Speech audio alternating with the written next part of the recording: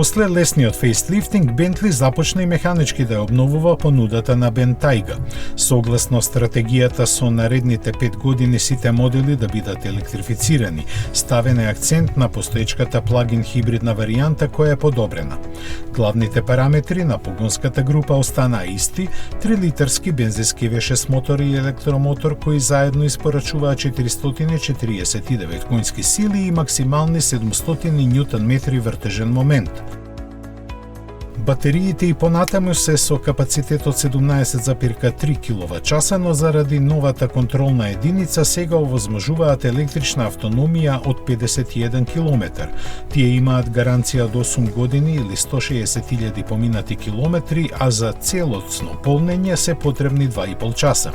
На возачот на располагање му се 3 режими на возење, а само на струја може да се вози до брзина од 135 км на час.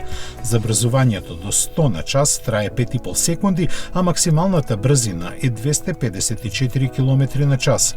Цената се уште не е соопштена, но се очекува на британскиот пазар да изнесува околу 140.000 фунти.